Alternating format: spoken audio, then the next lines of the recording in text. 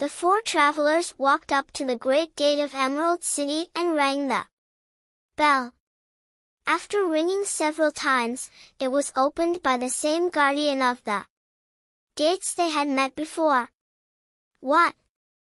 Are you back again?" he asked, in surprise. "Do you not see us?" answered the Scarecrow. "But I thought you had gone to visit the Wicked Witch of the West." "We did visit her," said the Scarecrow. "And she let you go again?" asked the man, in wonder. "She could not help it, for she is melted," explained the Scarecrow. "Melted? Well, that is good news, indeed," said the man. "Who melted her?" "It was Dorothy," said the lion gravely. "Good gracious!" exclaimed the man, and he bowed very low indeed before her. Then he led them into his little room and locked the spectacles from the great box on all their eyes, just as he had done before. Afterward they passed on through the gate into the Emerald City. When the people heard from the guardian of the gates that Dorothy had melted the Wicked Witch of the West, they all gathered around the travelers and followed them in a great crowd to the Palace of Oz. The soldier with the green whiskers was still on guard before the door, but he let them in at once. And they were again met by the beautiful green girl, who showed each of them to their old rooms at once, so they might rest until the Great Oz was ready to receive them. The soldier had the news carried straight to Oz that Dorothy and the other travelers had come back again, after destroying the Wicked Witch, but Oz made no reply. They thought the Great Wizard would send for them at once, but he did not. They had no word from him the next day, nor the next, nor the next. The waiting was tiresome and wearing, and at last they grew vexed that Oz should treat them in so poor a fashion, after sending them to undergo hardships and slavery. So the Scarecrow at last asked the green girl to take another message to Oz, saying if he did not let them in to see him at once they would call the winged monkeys to help them and find out whether he kept his promises or not. When the wizard was given this message, he was so frightened that he sent word for them to come to the throne room at 4 minutes after 9 o'clock the next morning. He had once met the winged monkeys in the land of the West, and he did not wish to meet them again. The four travelers passed a sleepless night, each thinking of the gift Oz had promised to bestow on him. Dorothy fell asleep only once, and then she dreamed she was in Kansas, where Aunt Em was telling her how glad she was to have her little girl at home again. Promptly at 9 o'clock the next morning the green-whiskered soldier came to them, and 4 minutes later they all went into the throne room of the Great Oz. Of course each one of them expected to see the wizard in the shape he had taken before, and all were greatly surprised when they looked about and saw no one at all in the room. They kept close to the door and closer to one another, for the stillness of the empty room was more dreadful than any of the forms they had seen Oz take. Presently they heard a solemn voice that seemed to come from somewhere near the top of the great dome, and it said, "I am Oz, the great and terrible. Why do you seek me?" They looked again in every part of the room, and then, seeing no one, Dorothy asked, "Where are you?" "I am everywhere," answered the voice, "but to the eyes of common mortals I am invisible. I will now seat myself upon my throne, that you may converse with me." Indeed, the voice seemed just then to come straight from the throne. itself, so they walked toward it and stood in a row while Dorothy said, "We have come to claim our promise, O Oz." "What promise?" asked Oz. "You promised to send me back to Kansas when the Wicked Witch was destroyed," said the girl. "And you promised to give me brains," said the Scarecrow. "And you promised to give me a heart," said the Tin Woodman. "And you promised to give me courage," said the Cowardly Lion. "Is the Wicked Witch really destroyed?" asked the voice, and Dorothy thought. It trembled a little. "Yes," she answered, "I melted her with a bucket of water." "Dear me," said the voice, "how sudden! Well, come to me tomorrow, for I must have time to think it over." "You've had plenty of time already," said the Tin Woodman angrily. "We shan't wait a day longer," said the Scarecrow. "You must keep your promises to us," exclaimed Dorothy. The lion thought it might be as well to frighten the wizard, so he gave a large, loud roar, which was so fierce and dreadful that Toto jumped away from him in alarm and tipped over the screen that stood in a corner. As it fell with a crash, they looked that way, and the next moment all of them were filled with wonder. For they saw, standing in just the spot the screen had hidden, a little old man, with a bald head and a wrinkled face, who seemed to be as much surprised as they were. The Tin Woodman, raising his axe, rushed toward the little man and cried out, "Who are you?" "I am Oz, the Great and Terrible," said the little man, in a trembling voice. "But don't strike me, please, Dantan. I'll do anything you want me to." Our friends looked at him in surprise and dismay. "I thought Oz was a great head," said Dorothy. "And I thought Oz was a lovely lady," said the Scarecrow. "And I thought Oz was a terrible beast," said the Tin Woodman. "And I thought Oz was a ball of fire," exclaimed the lion. "No, you are all wrong," said the little man meekly. "I have been making believe." "Making believe," cried Dorothy. "Are you not a great wizard?" "Hush, my dear," he said. "Don't speak so loud, or you will be overheard and I should be ruined. I'm supposed to be a great wizard." "And aren't you?" she asked. "Not a bit of it, my dear, I'm just a common man." "You're more than that," said the Scarecrow, in a grieved tone. "You're a humbug." "Exactly so," declared the little man, rubbing his hands together as if it pleased him. "I am a humbug. But this is terrible," said the Tin Woodman. "How shall I ever get my heart?" "Or I my courage?" asked the lion. "Or I my brains?" wailed the Scarecrow, wiping the tears from his eyes with his coat sleeve. "My dear friends," said Oz, "I pray you not to speak of these little things. Think of me, and the terrible trouble I'm in at being found out." "Doesn't anyone else know you're a humbug?" asked Dorothy. "No one knows it but you four and myself," replied Oz. "I have fooled everyone so long that I thought I should never be found out.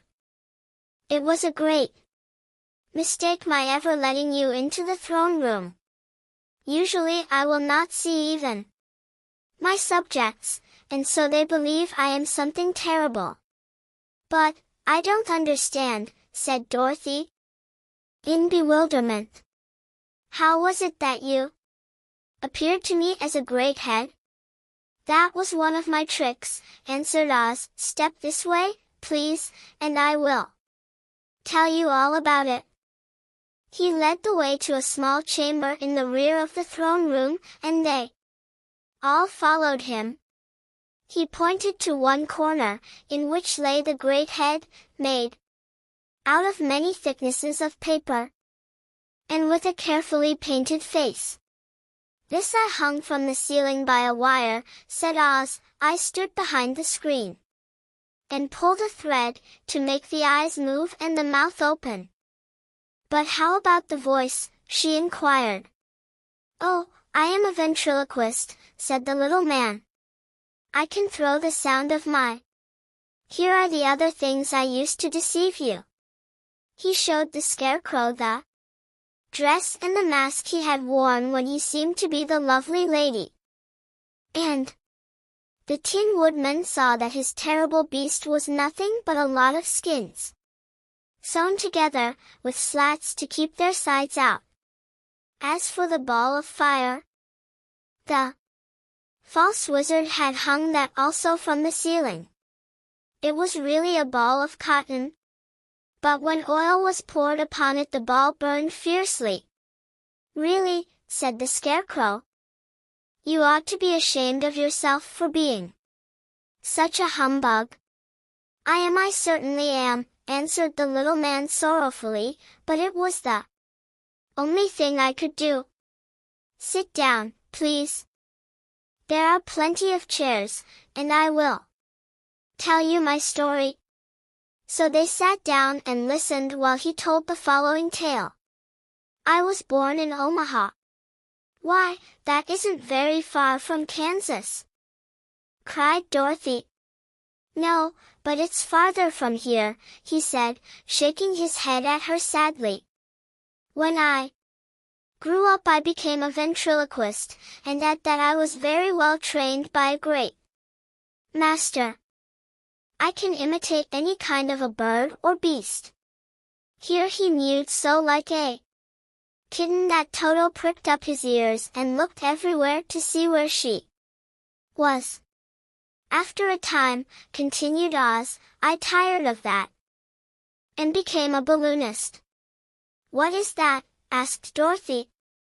"A man who goes up in a balloon on circus day, so as to draw a crowd of people together and get them to pay to see the circus," he explained. "Oh," she said, "I know. Well, one day I went up in a balloon and the ropes got twisted, so that I couldn't come down again. It went way up above the clouds, so far that a current of air struck it and carried it many, many miles away. For a day and a night I traveled through the air. And on the morning of the second day I awoke and found the balloon floating over a strange and beautiful country. It came down gradually, and I was not hurt a bit. But I found myself in the midst of a strange people, who, seeing me come from the clouds, thought I was a great wizard. Of course I let them think so, because they were afraid of me, and promised to do anything I wished them to. Just to amuse myself, and keep the good people busy, I ordered them to build this city, and my palace, and they did it all willingly and well. Then I thought, as the country was so green and beautiful, I would call it the Emerald City. And to make the name fit better I put green spectacles on all the people, so that everything they saw was green." "But isn't everything here green?" asked Dorothy. "No more than in any other city," replied Oz, "but when you wear green spectacles, why of course everything you see looks green to you." The Emerald City was built a great many years ago, for I was a young man when the balloon brought me here, and I am a very old man now. But my people have worn green glasses on their eyes so long that most of them think it really is an Emerald City, and it certainly is a beautiful place, abounding in jewels and precious metals, and every good thing that is needed to make one happy. I have been good to the people, and they like me, but ever since this palace was built, I have shut myself up and would not see any of them. One of my greatest fears was the witches, for while I had no magical powers at all, I soon found out that the witches were really able to do wonderful things. There were 4 of them in this country, and they ruled the people who live in the north and south and east and west. Fortunately, the witches of the north and south were good, and I knew they would do me no harm. But the witches of the east and west were terribly wicked, and had they not thought I was more powerful than they themselves, they would surely have destroyed me.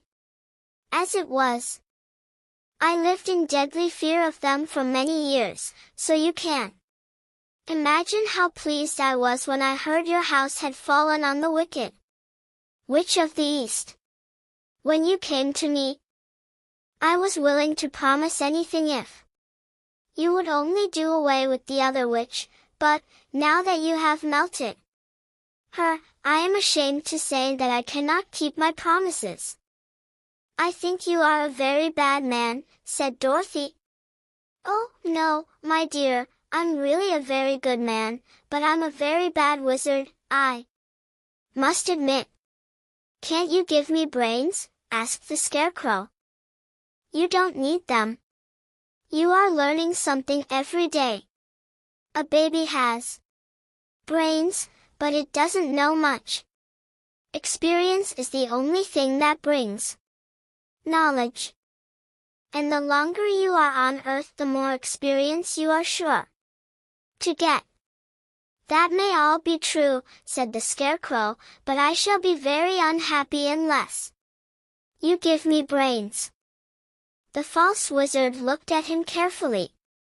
Well, he said with a sigh, I'm not much of a magician, as I said, but if you will come to me tomorrow morning, I will stuff your head with brains.